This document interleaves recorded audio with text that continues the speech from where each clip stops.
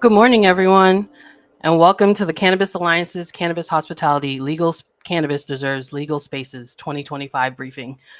Uh, please welcome Caitlin Ryan, Executive Director, to share a land acknowledgement and a bit about the Cannabis Alliance.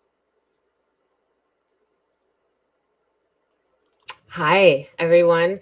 Welcome this morning.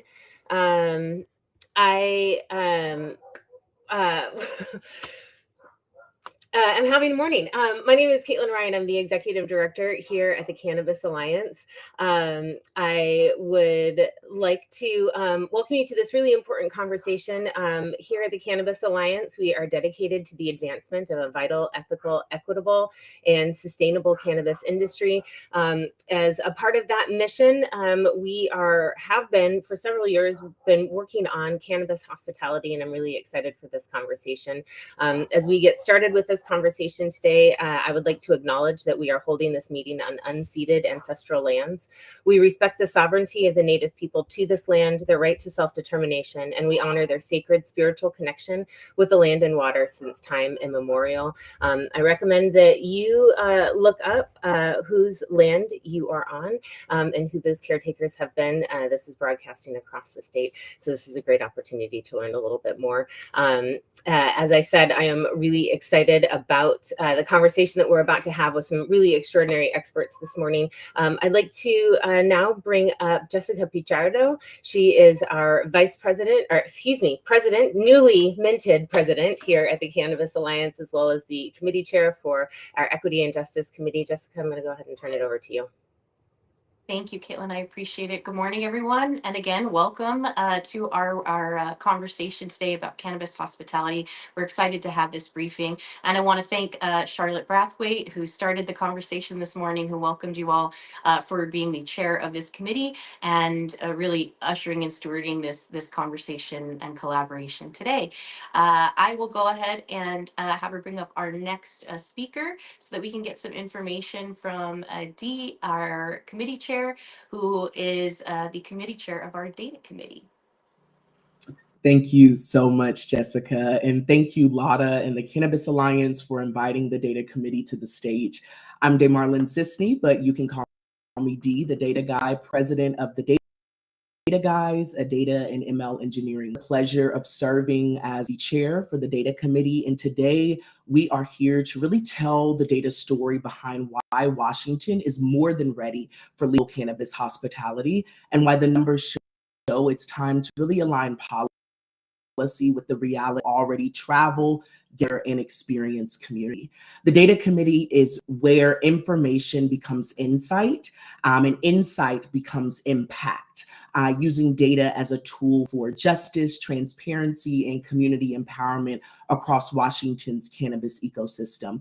Guided by our octopus model, each committee liaison serves as a tentacle, connecting other workforce, medical access, ensuring that data flows both ways to inform real decisions. And our mission is to leverage data as a force for equity and transformation, really centering BIPOC operators, patients, and small businesses while building systems that tell the full story of cannabis and beyond. The dashboard that we use, Hospitality and Market Insights, pulls together official data from the Office of Financial Management, Liquor and Cannabis Board, and the U.S. Census. And it shows looks and behaves like a hospitality economy, and Lotta will dive into that a little bit more.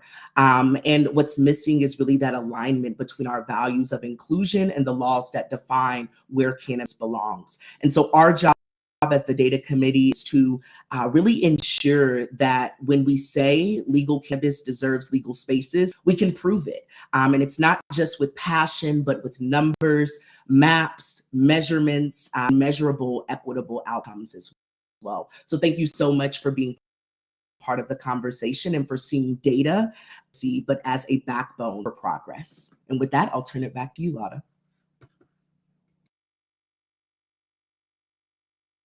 Thanks, Marlon. Let's get his wonderful dashboard presented to everyone here today. And as everyone kindly introduced, I am Charlotte Brathwaite. Friends call me Lotta. I am the chair of the Hospitality Committee and a board member here at the Cannabis Alliance. So, as you can see on screen is the hospitality dashboard created by our data committee in collaboration with this project that we had today. And as DeMarlin mentioned, Washington is already a hospitality state. It is a state that welcomes millions of visitors, that thrives on good food, good drink, good company, and increasingly good cannabis. Yet as our data shows, we have yet to extend the same legitimacy to cannabis as we've long afforded to alcohol. In 2024, Washington welcomed over 110 million visitors who spent more than 25 billion across lodging, food, recreation, and retail. Our state knows how to host. We know how to build experiences that connect people, drive economies, and celebrate culture. When it comes to cannabis, a plant that's a part of our culture, part of our economy, and a part of our identity, the doors of hospitality remain closed. Our cannabis retailers generated 1.19 billion in sales last year and contributed 454.9 million in excise tax to the state. That money that supports schools, healthcare, communities. Yet not a single dollar from our visitors, not one, can legally flow into a cannabis-friendly venue. So that's the paradox, our soon to be available to our audience here. Our cannabis hospitality dashboard exposes. As you can see in front of you, some of the numbers that I have quoted. A little bit further than that, our population of Seattle alone showcases that there's quite a community here, quite a renter community here, quite a large amount of potential shoppers that we could be profiting from. So let's go down a little bit more to kind of explore this tourism. And now imagine what happens when those worlds finally connect. Visitors who can enjoy a craft cocktail at a rooftop bar in Seattle can also legally enjoy a cannabis beverage or a joint in a licensed, safe, and socially responsible setting because one of them doesn't consume alcohol, right? We know those partners that travel. When the plant is treated as a part of Washington's hospitality ecosystem, not apart from it, that's what you can see with us. So like I said, we do have quite a 35.20% of our population are renters, not as much as our homeowners, gratefully, thanks to programs. However, that 35% legally does not have a safe place to consume. So let's talk about who lives and travels here. Washington's population stands at 8.04 million with 2.89 million renters, many in urban hubs like Seattle, Tacoma, or Spokane. In Seattle alone, more than half the residents, 55.8%, are renters. These are people who live in smaller spaces where shared, regulated environments aren't a luxury, they're a necessity. Among them are 1.69 million potential cannabis shoppers across the state, residents and visitors alike, who have nowhere legally to gather, connect, or consume together. And as someone who spent years curating cannabis events, I can tell you these spaces matter. I've seen firsthand how these events welcome cannabis consumption responsibly and intentionally, become spaces of connection, creativity, and community. Like the plant itself, these spaces are points of intersection where artists, veterans, patients, parents, and professionals meet. They are living proof that cannabis hospitality isn't a risk to manage, it's an opportunity to embrace. So, comparing frameworks, let's get down to it because this dashboard is quite amazing. Again, to back the digits, we have metrics going from 2018 to 2024, showing you our retail sales trends. And we did have that COVID spike as most states experienced with legal sales at that time. And we're heading in a downward trend. like we mentioned, those major counties, Seattle, Tacoma, Spokane. So now we're comparing the frameworks. Let's put this into perspective. Washington licenses over 9,000 alcohol venues, bars, breweries, and lounges. Yet we have 0 cannabis consumption spaces. At the same time, the LCB own data tells us that the cannabis enforcement visits and violation rates are comparable to, and in many years lower than, alcohols. That means our regulatory infrastructure is already capable of ensuring safety and compliance. This isn't a question if we can regulate cannabis hospitality. It's a question of when will we align our rules with how Washingtonians and our visitors already live, work, and spend. Okay, so again, another metric there. Finally, the hospitality industry is one of Washington's largest employers, a living engine of culture and community. Cannabis doesn't compete with that system, it complements it. Legal hospitality venues could capture visitor spending currently lost to unregulated or private consumption, create new jobs in hospitality, compliance, and even event management, provide inclusive, culturally grounded spaces for entrepreneurs, patients, and creatives, and expand tourism tax revenue without raising rates. The data paints a clear picture. Washington is ready for legal cannabis hospitality. The demand exists, the infrastructure exists, the economic upside is undeniable. What's missing is alignment between our values of inclusion, our economic potential, and the laws that still treat cannabis as something separate. So, as we dive into the conversation today, I invite you to look beyond the numbers, see the people, the potential, and the policy window that's open before us.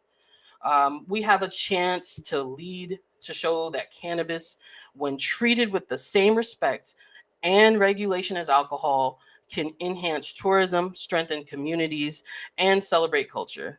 And to help us explore how we get there, we are joined by a panel of leaders who bring a range of perspectives, from regulatory insight to hospitality innovation and lived experience. Because legal cannabis deserves legal spaces, and Washington deserves to lead the way. So, joining us here today, our next guest, I'm going to bring to the stage, and excuse me as I stop sharing my screen. There we go. Oh, we have a couple comments. I'm from California, but I'd love to travel and visit Washington. My sister and her family live up near Seattle. I love the dashboard setup. Thank you so much for tuning in over there on YouTube. And now our first guest truly needs no introduction. Anyone who witnessed the evolution of cannabis culture in Washington. Vivian McPeak is the founder and executive director of Seattle's Hempfest, the world's largest annual cannabis reform rally. For over 3 decades, Vivian has been a part of Washington's cannabis advocacy, helping to transform public perception and policy through peaceful protests, community engagement, and education. His legacy embodies what happens when activism meets community and when cannabis becomes a catalyst for civic connection. Please welcome Vivian McPeak. Hi, Vivian. How you doing? Hi, how you doing, Charlotte? Thank you. Oh, no problem. First of all, thank you for including me. I hope I have something productive to add to the conversation. I'm always so impressed with the work that the Alliance has been doing, and I'm sure will continue to do. As some folks might know, I'm an original Dankster. As mentioned, I helped create the Seattle Hempfest in 1991. And I served as the executive director of Hempfest from 1995 to 2019. And during much of that time, Hempfest was considered widely as the largest annual cannabis event in the world. Whether it actually was or not, it annually attracted in excess of 100,000 attendees for at least a decade and a half of the event's 28-year history. due to a combination of, and I'm just like assuming this, a combination of the way that the event was grandfathered in a very politically progressive city, and our capacity for running the event safely and relatively seamlessly, and some kind of mysterious organizational Jedi mind trick. The event featured tens upon tens of thousands of people pretty much imbibing cannabis with impunity, while the police largely looked on smiling. We like to joke that we had incinerated more cannabis than the DEA at Seattle Hempfest over the 28 years. However, after I-502 passed in Washington State in 2012, the city approached us, telling us that they wanted us to create 21 and over adult use consumption zones within the event. While creating these zones kind of threatened our model that had existed the entire time since our inception, we agreed to create a pilot project within the event, feeling that it could potentially contribute to the eventuality of legal adult consumption / hospitality statewide, advancing the progression of complete legalization on par with alcohol, which was an ultimate goal, of course, all along, was to get to a point where cannabis was just a commodity, a legal commodity for adults, like any other commodity. Our theory was that if it worked at Hempfest, why couldn't it work in other events across the state, and also perhaps in businesses?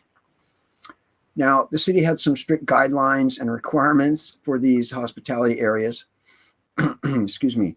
The areas had to be secure, out of public view, staffed by licensed, bonded, insured security. A little frog in my throat. Excuse me. And that security needed to be trained in proper ID checking techniques, similar to our state's Responsible Beverage Service RBS certification for bartenders and bouncers. The event staff had to have clickers to keep a head count to make sure that the attendance numbers were in a specific limited number at any time, any given time. And we suggested that small rectangular areas confined with cyclone fencing obscured by black visqueen walls would be a good model. The city demanded that we used a more durable fire retardant treated material for lining the fence panels. And incidentally, the cloth that the city required us to have cost us $10,000 for 2 areas, roughly maybe 30 by 25 feet. The majority of those costs were absorbed by a sponsor, which was the Washington Bud Company. And this gives me an opportunity just to kind of call out that the Washington Bud Company and the Cannabis Basics were really the 2 Washington cannabis businesses, the early Washington cannabis businesses that always had Hempfest back, supporting and contributing to the event more than anybody else. And so I'm going to seize the opportunity to give them some love and some kudos. Our pilot hospitality tent had to have 3 staff pro security personnel working each consumption area and checking IDs. Attendees had to provide their own cannabis. It was all kind of bizarre because outside of these areas was tens of thousands of people still consuming weed, albeit more discreetly than in the following decade of Hempfest. We were asked attendees to either go into the hospitality tent or stop imbibing. Our staff was not real enthusiastic about that, but we half-heartedly did it with minimal success. There were couches and bongs and dab rigs provided, and these zones were, like I said, reasonably attended for no other reason than really the novelty, the privacy, the fact that there was seating and wind protection, of course, provided because our event was on the waterfront in a big park. We did this program for 2014 and 2015. When Donald Trump won his first election, miraculously, the state stepped in all of a sudden and demanded that we stop providing these operation zones, which is ironic considering that the result was more flagrant and open supervised consumption in the park for decades. But we had other models for consumption as well, while they're all private, not public events. We had a giant VIP party inside of the event on Friday night in a 400 by 100 foot circus tent where people just blazed indiscriminately. We had members parties that we did off-site in homes and sometimes in businesses. And so we had a lot of different experiences with operating hospitality zones and offering people the ability. I think the most important thing to note from our experiences with all of these kind of models that we dabbled in was that during the entire history of these consumption zones, we never had any serious problems of any kind. If we're going to look for an experimental demonstrative project as a pilot to gauge and judge the safety and effectiveness of cannabis hospitality areas, it seems that having 100,000 people gather year after year for decades openly consuming cannabis with nary a serious accident, injury, or arrest, I would think that model has been tested. We also just have to look, of course, at the Emerald Cup in California, a sanctioned permitted event with one part of the event all ages and the other part 21 and over with both legal consumption and sales. Really, there's no legitimate logical argument against having supervised legal consumption / hospitality areas.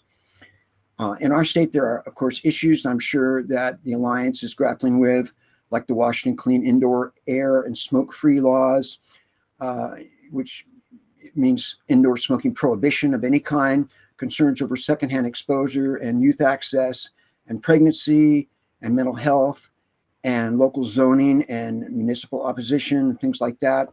But it's time that we're able to level the playing field and get cannabis in the same position that cigar bars and alcohol consumption areas enjoy. There's really no reason not to. And so I'm excited to see that there's traction and there's potential legislation and there's people working on this. Thank you so much for sharing the history of Washington with us, Vivian. Once again, we really appreciate you being here. And we're going to bring up our next guest. So y'all make sure if you're out there in the virtual world, give Vivian a round of applause for the 3 decades of, fighting for what we still are fighting for today. All right. We appreciate you. Thank you. So next, we're joined by Dr. Amanda Reiman, a leading researcher and educator on cannabis, public health, and harm reduction. Dr. Reiman's work from her time at Drug Policy Alliance to her role as founder of Personal Plants bridges science and culture. She's helped shape data-driven policies that prioritize safety and education and access. Her insights remind us that cannabis hospitality isn't without consumption. It's about care, or isn't just about consumption. It's about care, connection, and creating space where people can learn to engage with the plant responsibly. Please welcome Dr. Amanda Reiman to the stage. Hi, how you doing? Hi, thank you for having me. Yeah, I am. I'll leave you to it. All right. Well, hi, everyone. It's great to be here. I'm Dr. Amanda Reiman. I am, among other things, the founder of Personal Plants, which is a website that is educational in nature. And the goal is to help people develop healthy and balanced consumption habits and relationships with cannabis. So I am coming to you from land that is traditionally from the Steilacoom and Puyallup folks, now known as University Place, Washington. And I actually spoke at Hempfest. Hi, Vivian. It's great to see you. 10 years ago. And that was the one and only time I'd ever been to Washington when I decided to move here. So obviously it was a great experience because I decided to make my home here. Okay, so I think you might think of my presentation a bit as the fun police. You're going to hear some really amazing opportunities in cannabis tourism from our speakers. And I'm here because from a public health perspective, I've been working on cannabis legalization since 1998. And one of the things that I've learned is that there's always people out there waiting for you to fail. And there are people out there waiting to point to those unfortunate circumstances that happen so they can use it as an excuse to shut the whole thing down. And so as we move into cannabis tourism and all the opportunities in Washington, we want to protect against that, right? We want people to have great experiences. We want them to come back. We want them to go home and talk about what an amazing time they had in Washington and how much cannabis tourism really supported their use of cannabis in a safe and healthy way. And so to do that, I've got a few tips for folks. So I'm not sure how I advance these because I don't have control. There you go. Okay. There we go. Okay. I'll just tell you when, like the olden days. So as I mentioned, cannabis and travel, they bring people together, and you're going to hear from Brian and Adelia and others about how this works and what's happening right now in cannabis tourism. But it's not just about the travel and the cannabis, it's the connection, right? So adventure and new experiences help form bonds and create deep memories. So when you travel with somebody, you know, that picture that you took, that restaurant you went to, that weird guy at the hotel, you know, all of these are experiences that bond you together. And this is true for both positive and negative experiences. So if you think back to some of your travel experiences, yes, you remember the positive things, the amazing view that you saw, the wonderful meal that you had, the new culture you got to experience. And you also remember the really negative experiences, you know, when your flight was canceled and you had to spend the night in the airport, or when you got food poisoning from that restaurant. So what we want to do is we want to maximize the positive and minimize the negative. Because again, you're going to have folks that are coming to Washington from all over the world, like they do now, and experiencing cannabis tourism. And you want them to go back to their home and say to their friends and neighbors and coworkers, I had the most amazing time. You know, I'd never used cannabis before, or I'd never had a cannabis beverage before, or I had never had the opportunity to use cannabis out at an event before. And it was amazing. And I had a great time. You want that kind of report to go back, not the report of, oh my gosh, I went there and I was excited to use cannabis, but I got way too high and I had an anxiety attack and they had to carry me out of the venue. That is not the report you want going back to places where cannabis may not even be legal yet. So, you know, you have to remember we are ambassadors for legalization. You know, we are here to show people who live in Idaho and Kansas and Indiana what legalization can look like, so that they go back and tell their friends and relatives, people that may be voting for initiatives or speaking at city council meetings, why integrating legal cannabis into tourism is a good idea. So next slide. So the first thing to remember is we have to meet people where they are at. So cannabis tourism can attract newer consumers, people that have never used cannabis before, or maybe they're folks that have only used flower and been able to smoke flower because where they live, they still have an unregulated market. Sometimes people never use cannabis and then they're somewhere where it's legal and they're like, you know, when in Rome, I'm here, it's legal, I'm going to try it for the very first time. And they're stepping out of their comfort zone. And so we have to remember that not everybody that comes in as a tourist is familiar with cannabis, knows about cannabis, just because they can walk into a dispensary or just because they can go to an event where cannabis consumption is happening means that they are equipped to consume cannabis safely and in a healthy way. So the tip here is to lead with education and not make assumptions about the level of experience or anybody's comfort with cannabis. So again, for some, this may be their first encounter with a regulated market or with cannabis itself. So having education materials available, making sure that you have all kinds of potencies and products available to people, being ready to explain what these products do and how to use them safely is the right way to go about it. Again, remembering that not everybody is super into cannabis. You know, when we're at Hempfest, you know, a lot of people there know cannabis, right? They come to Hempfest because they want to consume cannabis, because this is part of their culture. It's part of their identity. But if you open up, like Lotta was saying, you know, a cannabis lounge or a lounge where you can either have a cannabis beverage or an alcohol beverage, in that scenario, you may attract a lot of people that are not familiar with cannabis, that maybe they used alcohol in the past, but they're here, they're going to try cannabis for the first time. And so this is important to remember. And that leads me to my next tip. Train your staff.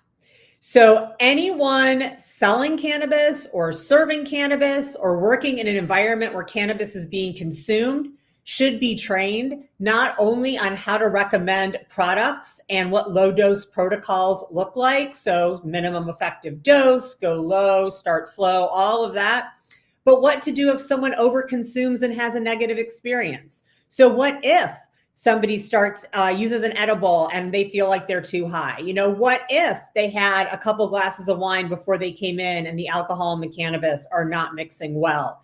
What do you do in that scenario? So conducting trainings for staff and include role plays. I love my role plays. You know, I think putting people in situations and seeing how they react and getting them to actually act it out is so much more effective than just reading something on a piece of paper. Posting reminders in staff break rooms, including trainings as part of new staff onboarding is all really important. Again, not just so someone understands how long it takes for an edible to kick in and what the difference is between a nano-emulsified and a regular edible and what the difference is between dabbing and smoking and vaporizing. You want them to have that knowledge as well. But you also want them to know what to do if somebody comes up and says, hey, my friend got too high over there and they're starting to have a little bit of a panic attack and I'm not sure what to do. They should know what to do in that scenario as well. All right, next slide. Include other stuff. So you're going to hear a lot about this probably from Brian Applegarth, who talks about effect pairing.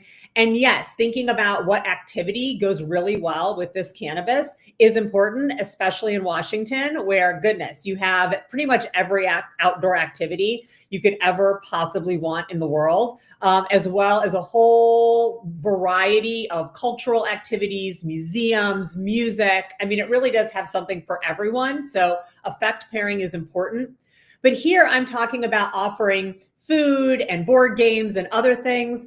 And this not only complements cannabis, but it can reduce the chance of overconsumption by diversifying how time is spent.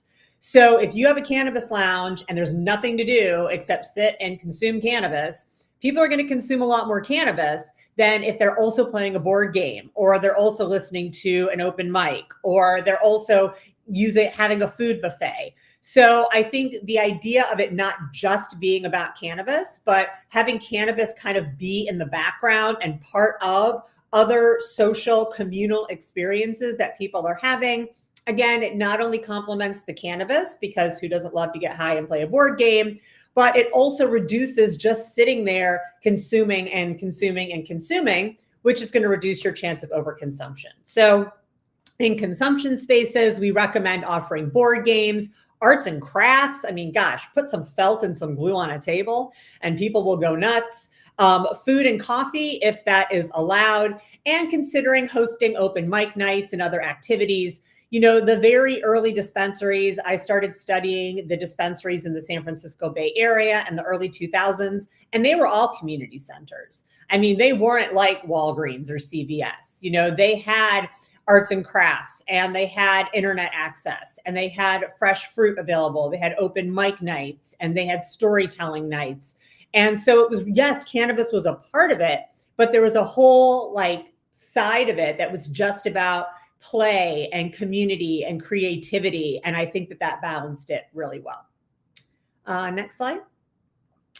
So here are my final thoughts before I hand you off to everyone else. Cannabis tourism can bring in revenue. It can bolster state level tourism. It can introduce opportunities for cannabis experiences to those who have not had them. It can provide alternatives to alcohol and allow tourists to see destinations in a whole new way.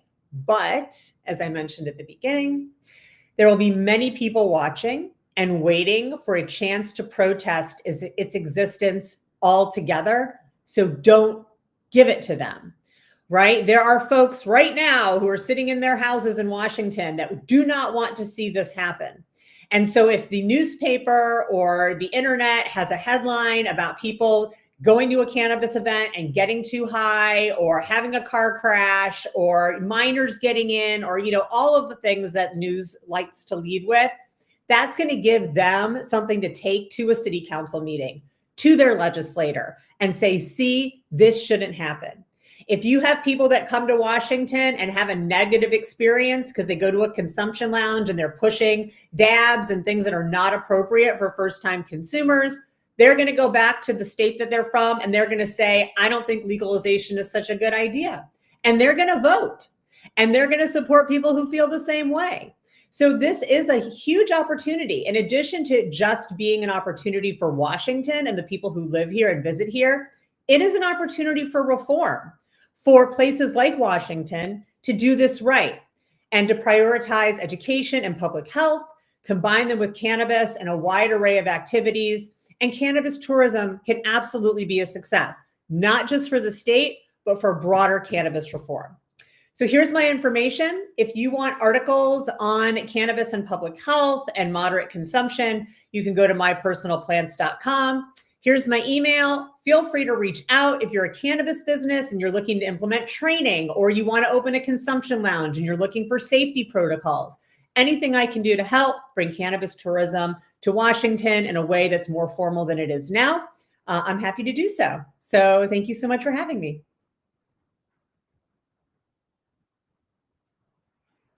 And thank you so much for being here, Dr. Amanda. I think everything you just touched on is what they need to hear from us. We do care enough, right, to create change, and we want it to be so tangible that it shapes our nation's view on this plant. So once again, thank you for being here. Thanks for having me. Okay. Our next guest and our third panelist is Brian Applegarth. He stands at the intersection of cannabis, travel, and tourism. As the founder of the Cannabis Travel Association International, Brian has been instrumental in developing the framework for cannabis tourism across the United States and abroad. He's helped shape how regions integrate cannabis into their hospitality economies, from destination branding to consumer experience. His expertise shows us when it's done right, cannabis hospitality isn't fringe. It's strategic, sustainable.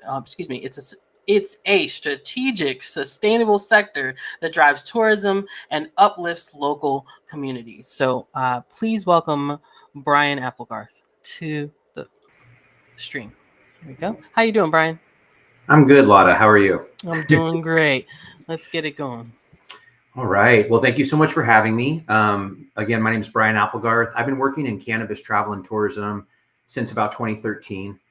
And my core client profile is working with destinations, typically destination organizations, whether it's marketing organizations or destination stewardship organizations, also economic development departments and chambers of commerce.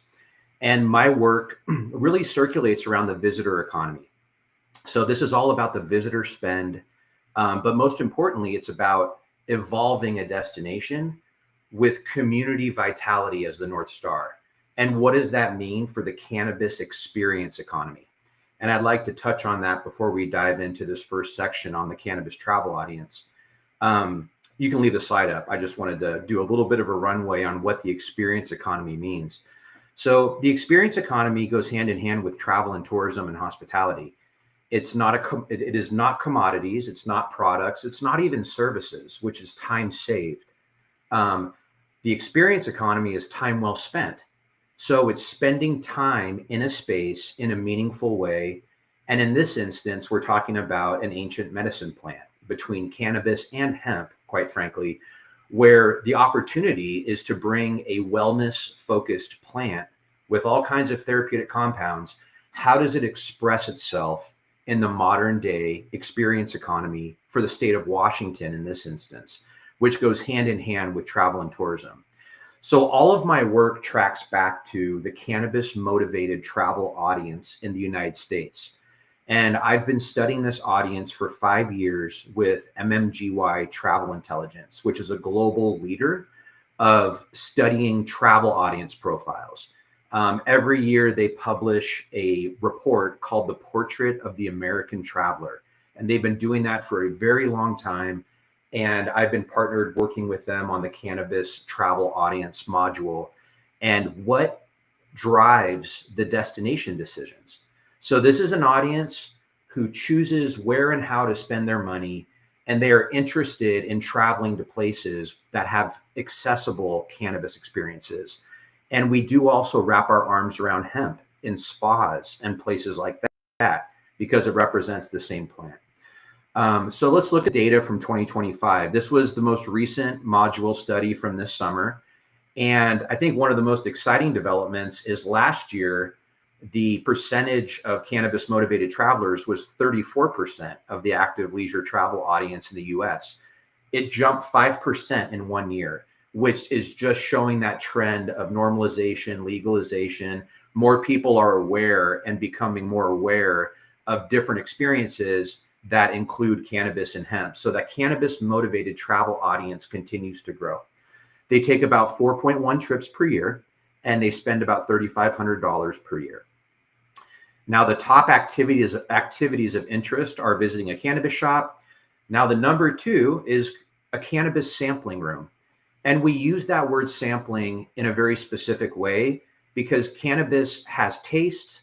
It also has effects. It has aromas.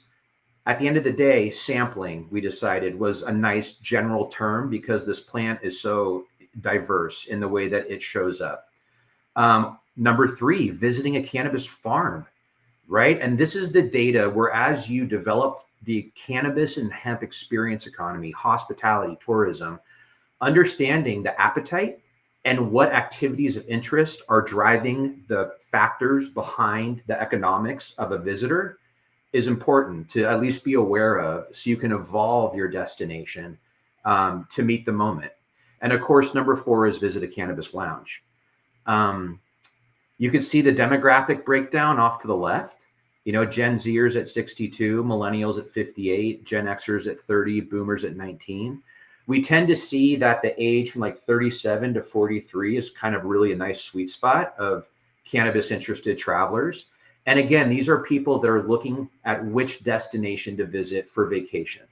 Now, we do also look at this audience in 3 segments. We have the canna-curious traveler, the cannabis wellness traveler, and the cannabis connoisseur who might enjoy smoking hash or taking dabs, and it's part of their lifestyle. It's part of their routines is using cannabis. One really interesting part about the cannabis motivated travel audience in the United States is that 24% of the canna-curious audience do not self-identify as cannabis consumers in any way, but they are interested in experiencing, learning, going to an educational workshop, and perhaps they will try a CBD beverage. But this 24%, I think, really differentiates the cannabis motivated travel audience from the cannabis consumer audience that the cannabis industry talks so often about. This travel audience, again, 24% of the canna-curious segment traveler do not self-identify as cannabis consumers, but they will pick which destination to go visit to maybe tour a cannabis farm. Just like people tour grape vineyards, but may not drink wine, or tour a coffee plantation in Hawaii, but may not drink caffeine or coffee. Okay, let's go to the next slide. And again, this travel audience data shapes everything from marketing strategies to destination stewardship strategies. It's also something that cannabis brands and cannabis businesses that are currently open, if you're near a hotel, you are probably in a tourist center. We're having data-driven strategies for the travel economy, for visitor spending is a worthwhile investment. So here's some of the work I've done. I've consulted for about 25 destinations at this point, and I wanted to touch on a few of them. On the upper left corner, you'll see the city of Desert Hot Springs. This was an interesting body of work because it really looked at the development of the experience economy of cannabis from a basically an ecosystem perspective, right? How to enable innovation in a smart, safe way that is on brand for the destination and drives economic vitality in this instance and also something that's sustainable. And how do you go about that from an economic development point of view? Oakland, California has really embraced this. They've done some great work developing the destination, stewarding the destination, as well as marketing the cultural nuance of the destination when it comes to cannabis.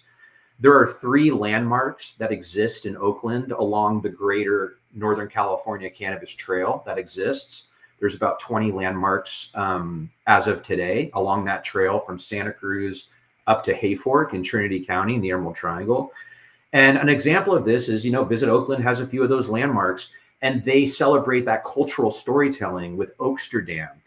Kind of something I think that mirrors this in Washington is what Vivian built, right, with Seattle Hempfest, a great cultural story that really is a signature and a special asset of the state of Washington. And I would really encourage people on this call to really start with the cultural heritage and creating stories and storytelling around that. Culture and cannabis and travel go hand in hand. So it's not just about getting people in the lounge spending money on product. It's about creating amazing experiences. And there are a lot of travelers that really want to understand culture and craft. And that is a great place to start forming strategy from, is to understand how do we bring that forward, and then how do we create these safe consumption spaces to be able to allow for programming, arts and culture to all come alive. There's been some gamified applications with passports that have happened. In 2024 was the first cooperative marketing program that was put together by Visit Oakland, Visit Mendocino County, and Humboldt County Visitors Bureau. And it was a cooperative effort between 3 destinations in California. Oakland was positioned as the gateway destination. It highlighted, again, the cultural landmarks that existed, and it tied into other landmarks in Mendocino and Humboldt, where we talk about the Back to the Land movement, and we talk about the first hemp store in the United States, which was in Southern Humboldt. We talk about the hippie trail and how the seeds came back to the West Coast, specifically the Emerald Triangle. So this is all ideas for you to know about. There are destinations that are actively investing in what is our strategy in relationship to our strategic priorities as well as our brand. So if you're from the travel industry watching this, or if you're some kind of stakeholder from the tourism hospitality industry, I just want to impress that there's a ready, willing, and able audience. Cannabis now exists in your destination, so it is touching the Washington state brand as well as all the other regional and city and county brands within the state. Obviously, you have brand guidelines, brand positioning. You have your core travel audience demographics that you target when you want to invite people to come visit Washington or Seattle or Spokane. And understanding how cannabis integrates into the brand, into the storytelling, into the partnership ecosystem is, again, it's not a matter of if at this point, it's a matter of when and how. And it's an amazing opportunity to grab and create a data baseline and create a cohesive strategy that evolves your destination to truly reflect all the stakeholders that exist and all the experiences that are available. Next slide, please.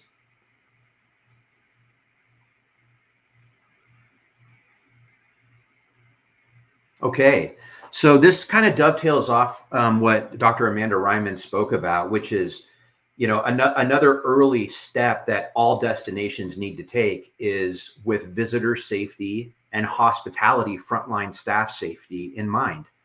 And that includes tourist information centers, that includes hotel concierge, bellhops, all frontline staff at hotels and resorts. That also includes cannabis shops and perhaps lounges one day, where they exist in a tourist center.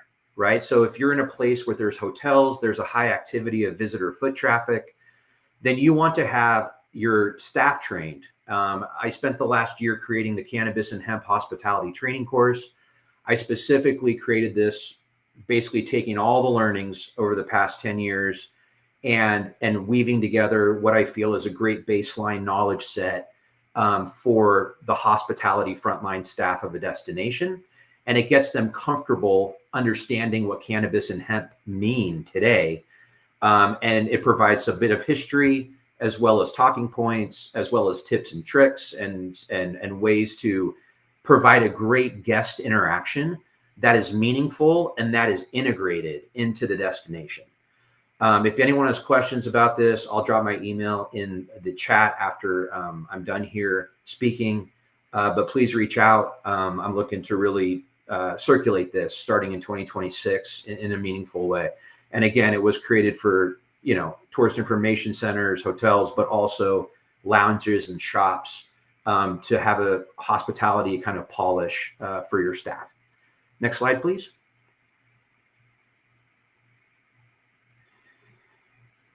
And that kind of goes into this effect pairing that, again, Amanda mentioned when she was speaking. And this is an important part of cannabis because it really, when you're talking about that THC component, and before I dive into this, I want to be clear too that there's hundreds of other therapeutic compounds in this plant.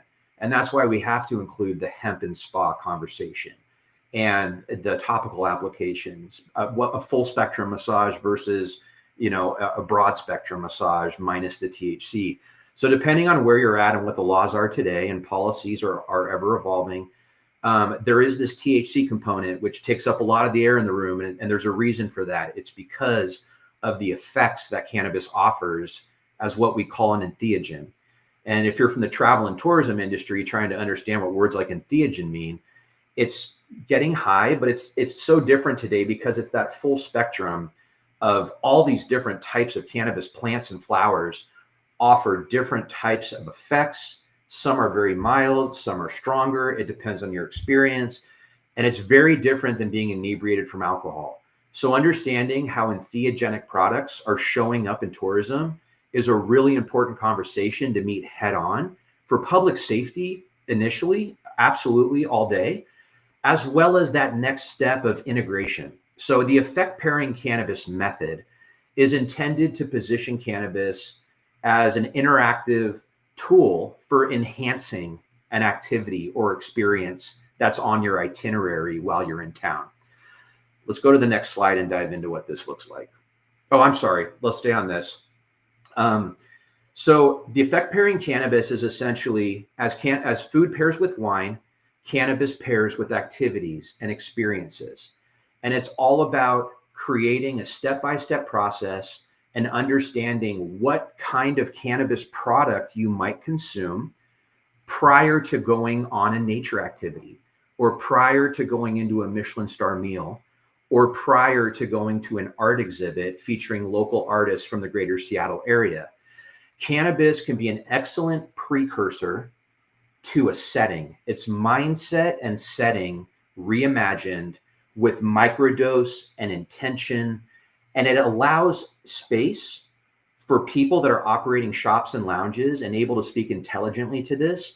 It allows for a conversation which really teaches people to consume with intention of what is the environment or the activity or the itinerary experience that you are going to do.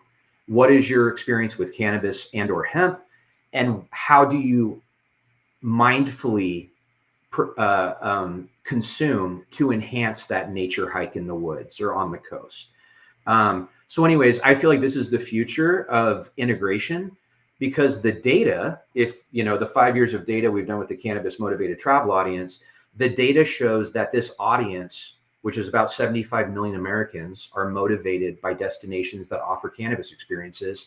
This audience is already connecting the dot that cannabis and what you consume matters when you go to an art exhibit, a nature walk, and or a Michelin star meal.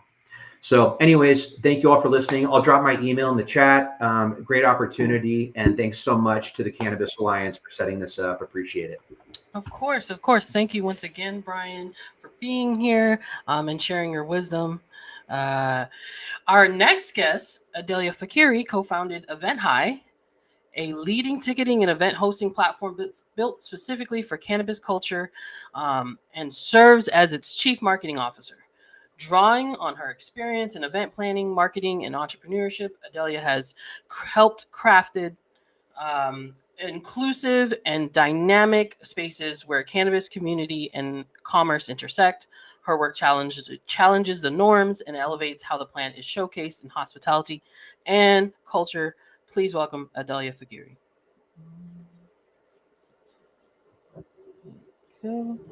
Oh, and There we go. There we go. Good morning, everyone. Thank you, Lotta, for the introduction. I'm so grateful to be here for this important conversation. You know, the whole time I'm just shaking my head listening to everybody speak, and there's just so much valuable advice that was coming in today. And so, yeah, for those that don't know me, my name is Adelia Fakhri. I am the CMO at EventHi. EventHi is an online ticketing and event platform built specifically for the cannabis industry. So at its core, EventHi has created a platform to give event creators, brands, and consumers a safe and compliant digital space to basically build and attend cannabis-related experiences. Why this is important is, you know, unlike mainstream ticketing platforms, we've actually tailored a ticketing platform catering to this industry. There's a lot of restrictions when it comes to banking, payments, all these things. And so that's really what the solution was for why EventHi came into fruition. So again, we help event organizers sell tickets and sponsorships. We promote events, and we help them stay compliant in a space where mainstream platforms are still to this day shutting cannabis events down on their platforms. So with that, why I am here is I'm going to give an overview of what we are seeing here at EventHi, into the experiences, talking a little bit about the licenses, and just some things that we can all, you know, take into consideration as states continue to add on and hopefully become more accepting to cannabis events and lounges and experiences as a whole. So at EventHi, you know, we've got a front row seat to how cannabis hospitality is evolving in real time. Every week, we are getting to see what's being built by passionate event creators, brands, and communities all over the country. We actually work with event creators in over 47 states. These can be micro events to large scale festivals on a national level. And we are honestly seeing a major shift. You know, people aren't just hosting cannabis events anymore. They're actually designing experiences rooted in hospitality. We're seeing consumption lounges come to life, infused dinners that incorporate fine dining, wellness retreats, brand pop-ups that, again, feel like curated art experiences. What's even more exciting is that it's not just traditional venues that are stepping up these days. We're seeing hotels, art galleries, wineries, spaces that once were hesitant to open the doors to cannabis events are now exploring how to safely and thoughtfully welcome cannabis into their environments. And so because of this, event categories are expanding beyond industry, networking events, and B2B. We're seeing more lifestyle, wellness, and cultural gatherings, where again, cannabis was once a broader experience. And so with that, I'm going to be mindful of our time. So I'm going to focus a little bit more now on, you know, the experiences that are emerging. We're going to start with consumption lounges and social spaces. We've heard a little bit about that today. So for those that are not familiar, these are licensed venues for adult use, similar to a cigar lounge or a wine bar, where guests can enjoy cannabis in a safe and controlled environment.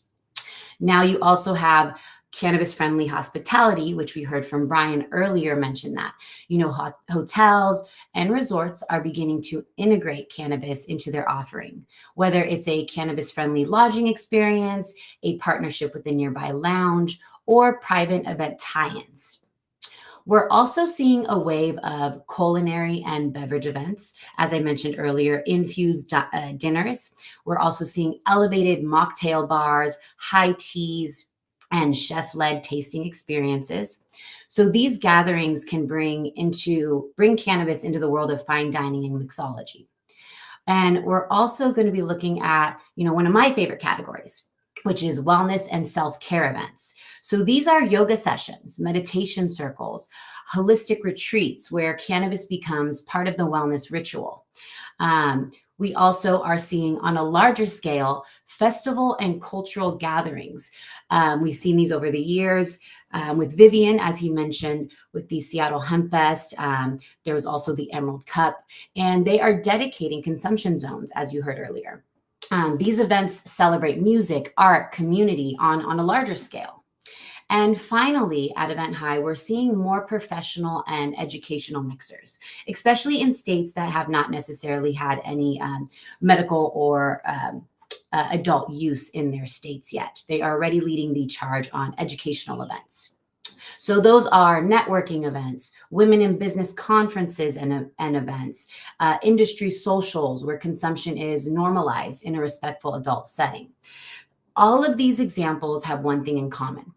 They're showing that cannabis hospitality is more than just a plant. It's about the people. It's about creating meaningful, inclusive experiences that, again, celebrate community, connection, and culture. So looking at all this, why does this matter? You know, why do these hospitality-focused cannabis spaces matter to any of us?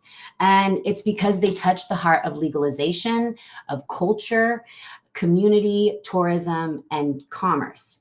They represent the next step in normalizing the industry. You know, we're taking cannabis out of the shadows and bringing it into the light of responsible shared experiences.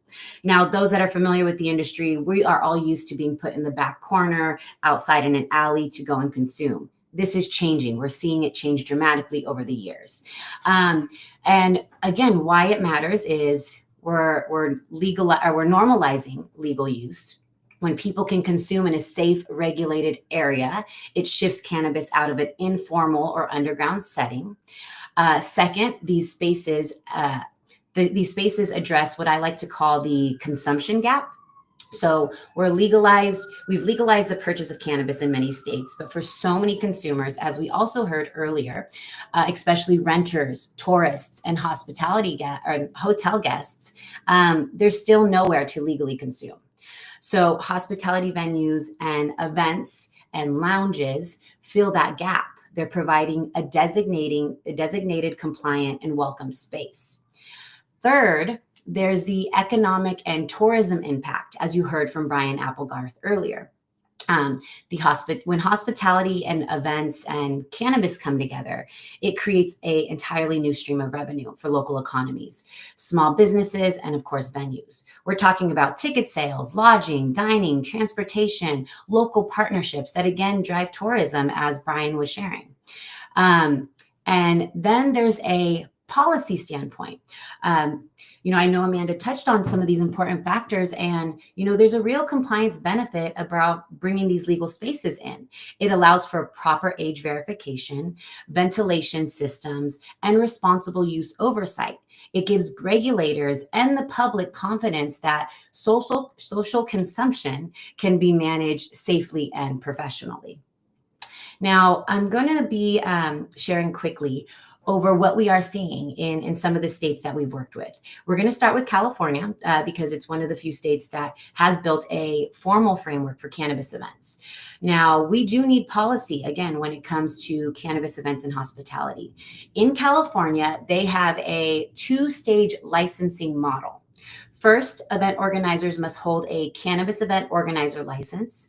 Then, for each specific event, they apply for a temporary cannabis event license.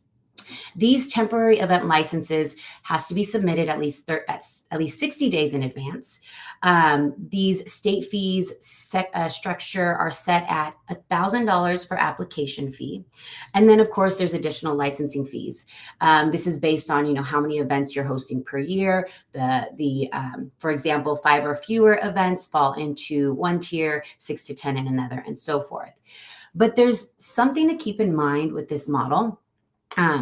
It's based on frequency, not size or scale. So again, we have different types of events. We have very small micro events to large scale events. And these micro events may not be able to feasibly cover these certain costs. So although we have a great model in California, there are still some things that I think need to be tweaked to better fit it for it to be accessible to all event organizers. And so just a couple things that people do have to follow when it comes to this cannabis event organizer license is local municipality approval is mandatory. You can't move forward without it. Only licensed distributors can transport cannabis products to and from the event. Sales can only be conducted by licensed retailers. And again, consumption areas must be 21 and over, enclosed and not visible to the public. So while California has taken an important step into legalizing on-site consumption events, it's not without its challenges, as I mentioned. There are some other states as well, which I will quickly touch over, that have already started incorporating regulated hospitality and social consumption spaces. So across the country, we're looking at states like Alaska, Colorado, Illinois, Nevada, New Jersey, and New Mexico. They are introducing models for on-site consumption and lounges, each with its own approach, of course. Some have pilot programs, others integrate lounges directly into retail licenses. Nevada stands out as a strong example because it now issues licensed consumption lounge permits, giving both tourists and locals a safe, legal place to consume. Colorado and Alaska have taken smaller incremental steps, allowing existing dispensaries to add consumption areas under strict safety and ventilation rules. There's also states like New Jersey, Illinois, and New Mexico that allow social consumption, but it's still up to local jurisdictions to opt in. So again, we're starting to see a change within each state, and they're beginning to, perfect it and make sure they're providing things that are accessible. But a couple things to keep in mind with this, again, is, fees need to be reflected on the site and scale, the size and scale of an event. We need small event organizers to be able to they want to be compliant, but they might not be able to afford $1,000 CEO temporary license because they're barely making a few hundred. So again, we're going to need to, as these conversations go on with event licensing, we need to start keeping those things into consideration. Second, local versus state control must be clear. We have a client that we've worked with at EventHi called the Farmers Cup. They have been pushing to host a cannabis license event in San Diego for years, and they finally were able to. But it took forever because local jurisdiction wouldn't jump on board. None of the local cities wanted to be the first to say yes. That has changed now, and the Cannabis Farmers Market is now on to their, I believe, third in-person license event. We also need to, again, make sure which is the biggest and most important thing, I think, is age and access rules. Again, these spaces must be 21 and over, secure, and out of public view. And from an operational standpoint, infrastructure matters. So again, ventilation, security, signage, liability protocols aren't just compliance requirements, they're hospitality standards. And finally, equity and innovation. We must stay at the center. Policies should support small operators, not just large festivals, so that we can all create these unique experiences. Now, I will end with this. I know I jumped a little bit, but again, I want to be mindful of the time and what we are covering today. So in closing, these are the lines I want to leave you all with, of what we're seeing here and why we're advocating for this as an industry. And that's really where it all begins, because it's what we've done. We've done the work to legalize the plant, that we actually now owe it to the people to create safe and regulated and welcoming environments where it can be experienced responsibly. We're not just building events over here, we're building experiences, culture, and community. Every gathering, every lounge, every shared moment helps redefine what cannabis looks like in a modern society. It's not just a product, it's a lifestyle, a connection point, a culture that's in motion. So again, hospitality gives cannabis a seat at the table, literally and figuratively, by integrating cannabis into hospitality, into food, wellness, travel, and social life. We're inviting it into the mainstream conversation. We're showing what inclusion really looks like. So again, normalizing doesn't stop at legalization. It continues in how we gather, in how we consume, in how we connect. And that's where the real shift matters. In the way we show up together and create shared experiences that break down stigma through openness and authenticity. And finally, the true shift happens not just in the dispensary, but again, going back to the shared experience. Because the moment people come together around a table, at a lounge, at a garden, at an event, we're going to continue to change the perception. So as we move forward, the goal is to continue building not just an industry, but a movement rooted in responsibility, inclusion, and connection. Because legal cannabis truly deserves legal spaces. Again, my name is Adelia Fakhri, CMO of EventHi, and always happy to answer any questions when it comes to the event landscape as a whole. Thank you so much for joining us here today and sharing your wisdom from the national perspective.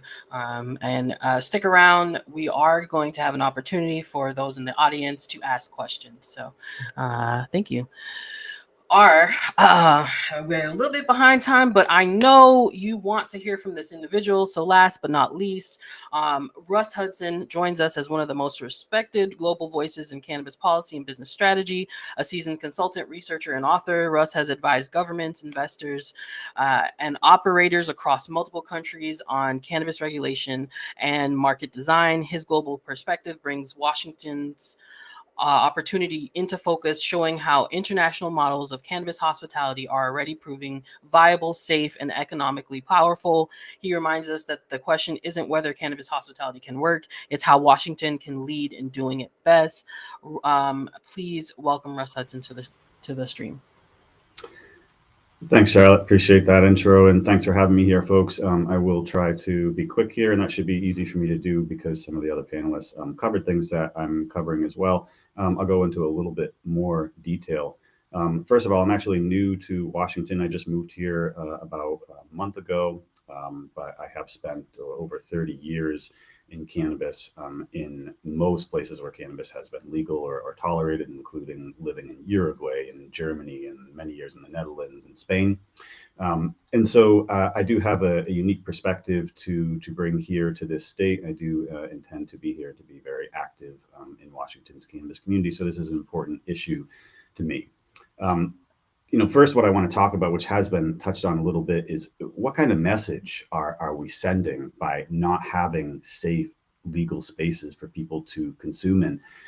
This has been a passion of mine for going on 10 years now. I actually wrote a children's book about cannabis to address this exact issue, because here's the situation. And I know this still goes on. If you're a parent and you consume cannabis, but you don't do it in front of your kids, or you hide your cannabis use from your children, you're actually sending a really bad message. And that message is that cannabis equals bad. It must be hidden. And so I've long thought that this message needs to start with parents and children. And why is it okay that, mommy can have a glass of wine in front of her kids, but not, to smoke a joint or to have a puff of a vape? And so this is continuing here in Washington State, where we have no mechanisms for safe social consumption. What kind of message are we sending? We're sending the message that cannabis is seedy. It needs to be relegated to the back alleys. Which is where we've been all along these 60, 70 years of this prohibition. That's exactly what we've been doing. So even for us as cannabis consumers, what has really changed? We're still lurking in the shadows, and this is what really needs to happen. So by way of a very short introduction, I have been in cannabis for 30 years. I have worked in every aspect of the industry. I've been to jail multiple times for cannabis in my work with cannabis, and also spent a good portion of my career keeping people out of jail. This included working for years with the cannabis lounges, or they're not really lounges, they're coffee shops, in the Netherlands, and 7 years working with the private cannabis social clubs, mostly in Barcelona, Spain, where I lived. And so I have seen firsthand hundreds and hundreds of these social models and how they work and what it does for the local community. So what I will say first of all is, we've talked in this panel a lot about different types of hospitality related events where cannabis would be featured or would be a central part of it. And what really happens is the social club becomes this base for hospitality, it becomes the base for the cannabis culture. And it often leads to all these other events. Social clubs are where these events are planned and where the idea for them are conceptualized. Many cases that happens to just be the origin, that happens to be the route. So I have helped open hundreds of these cannabis social clubs, and I've helped quite literally tens of thousands of people, tourists from all over the world, travelers, business folks. When they come to Spain, I help them access these clubs and make sure that it happens in a safe way for them. And so I have seen this a lot. And to me, what I know of as the social club model and why we need this here in Washington so much is because it offers legitimacy. How does a non-cannabis person or a regulator or a lawmaker really understand what it is that we're doing when we get together as consumers, when they have no bar to establish to kind of look at that?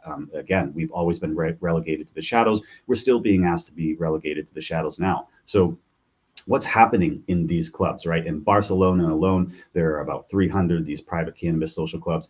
And we're talking about doctors, dentists, lawyers, teachers, students, janitors, the unemployed, people looking for work. All of these people come to these social places because it is a safe space for shared consumption. In Spain, kind of the rules that go along with it is that the clubs are also auto consumo, auto cultivo. What that means is they are self-supplying. So when you talk about what's really happening at these social clubs, you're just talking about regular people going and having quiet conversations, playing chess, working on art projects. These social clubs will have movie nights and dinner nights, and we're not talking about raging parties with alcohol and very loud music. These are very quiet, respectful places. In most cases, you can walk the streets anywhere in Barcelona and you can walk by these social clubs all day and literally not know that they're there. Part of that is because they're private, so they're not allowed to like make a public presence or publicly advertise. So this is really what we need for legitimacy, is we need people to understand that what's really going on at these clubs is not a bunch of debauchery and seediness. It's mostly blue and white collar folks going to have a safe space because they don't want to be smoking out on the street. And because they also want to meet other people who share these kind of same values. So the whole model of social access, of the social club model, is really what we need to legitimize this legal cannabis that we already have here in Washington state and stop pushing it into the shadows. When we bring it out into the open, people will relax. When we bring it out into the open, people will see there's nothing to fear here. And so we can stop creating these regulations and ordinances and statutes that are really fear-based knee-jerk reactions to the lies that we've all been sold about cannabis for many decades now. So that normalization is really important for Washington state. With this, these clubs could use the same model. They could self-supply. So you could have a situation where the members of these clubs are able to have a role or a part or at least a voice in the types of cannabis products that are produced for them. And they may not even need to go to the dispensary. It could also be a hub for learning about how to grow. And how to make your own cannabis products safely. So there is something to be said also about the self-supply, if that could be legislated, if we can, gain this type of social club status here in the state. Again, I mentioned that these clubs are private. Obviously, we don't have to use the same model that's been used in Europe and particularly in Spain, but it makes sense.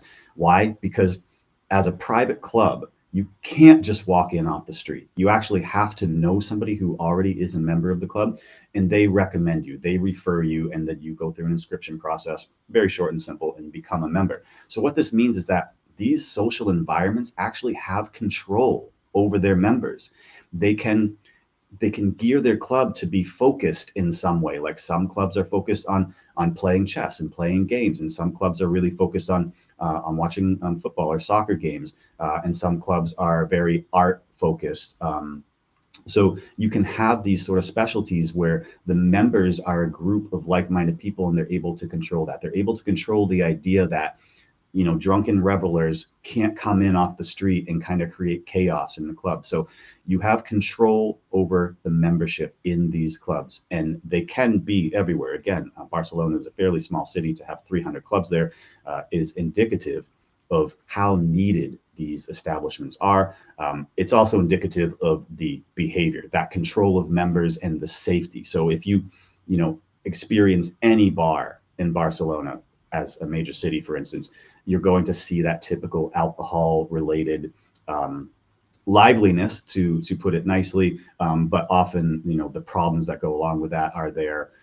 And we don't see that in the cannabis social clubs. We don't have noise complaints. We don't have neighbors that are getting furious. We don't have, people pissing in the street. We don't have people throwing bottles.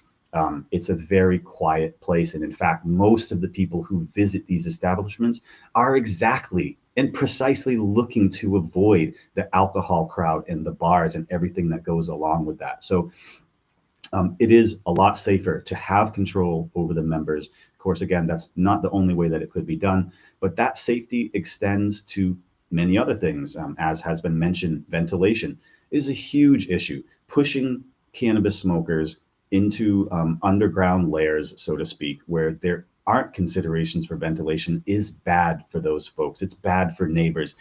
It's just not a good policy.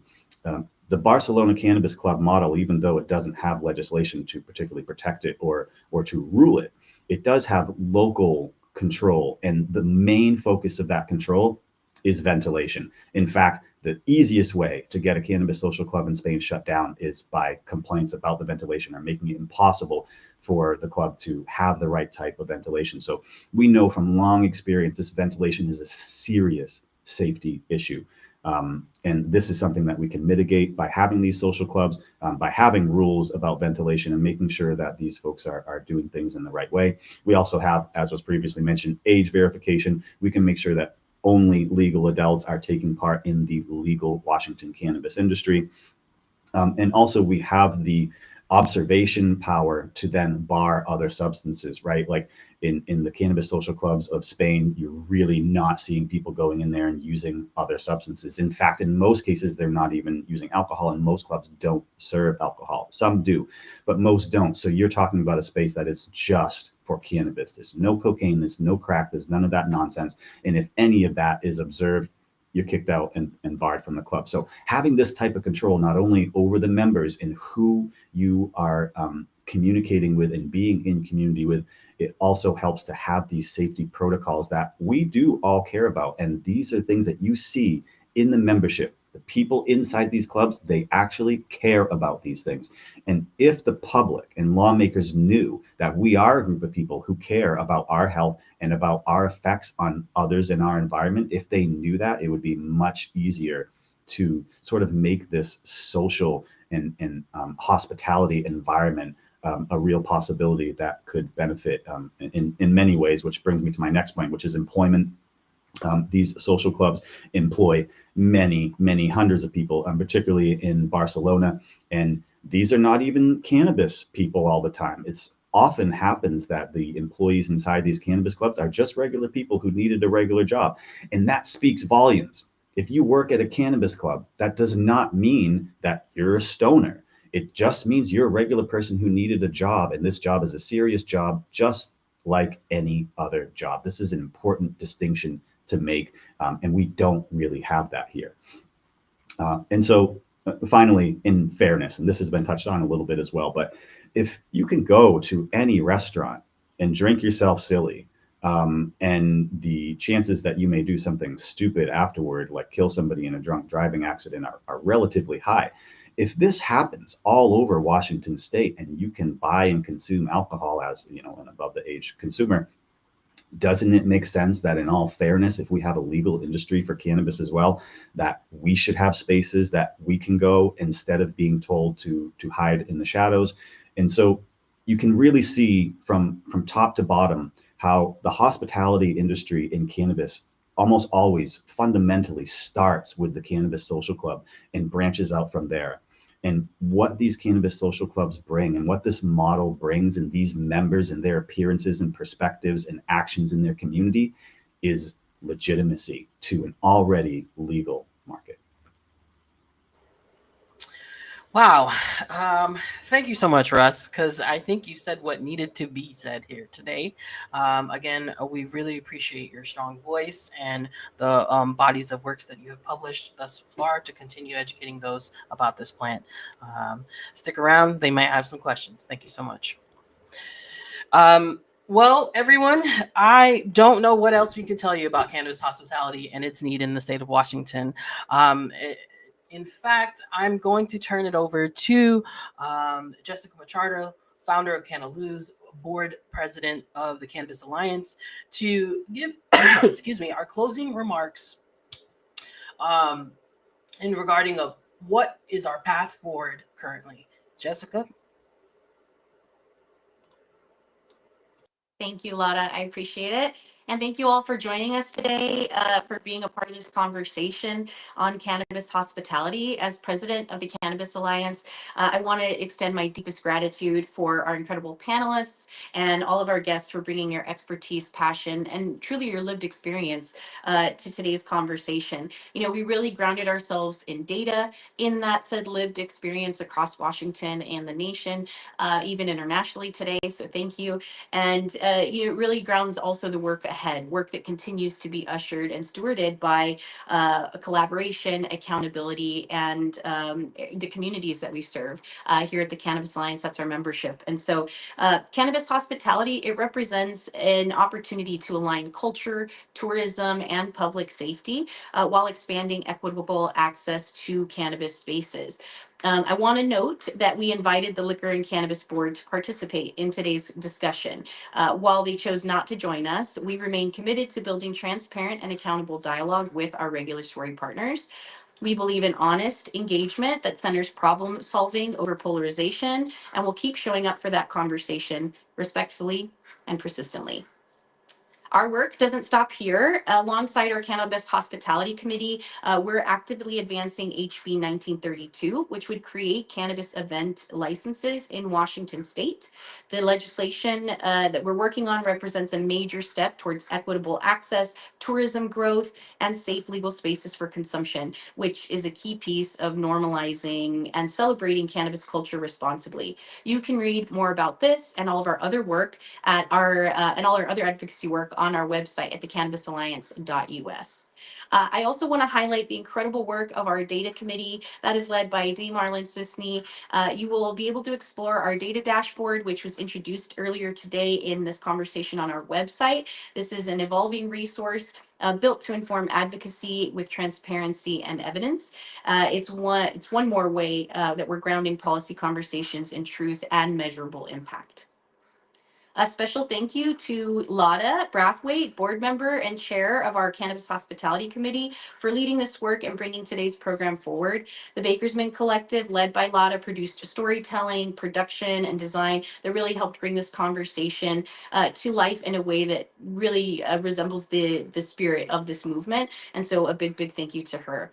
The progress that we're seeing is the result of members like her, like Dee, stepping up through committees, through testimony, and through collaboration. So if you believe in this work, I ask that you join us as a member here at the Cannabis Alliance. You can find that information on our website by clicking on Get Involved and becoming a member.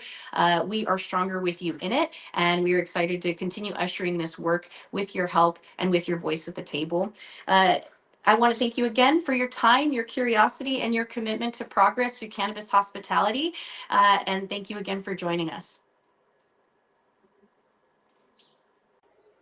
Thank you once again, Jessica, for that kind conversation and flowers and pointing y'all to the right direction. It has been a blast talking to you about our needs here in the state. Have a good afternoon, y'all.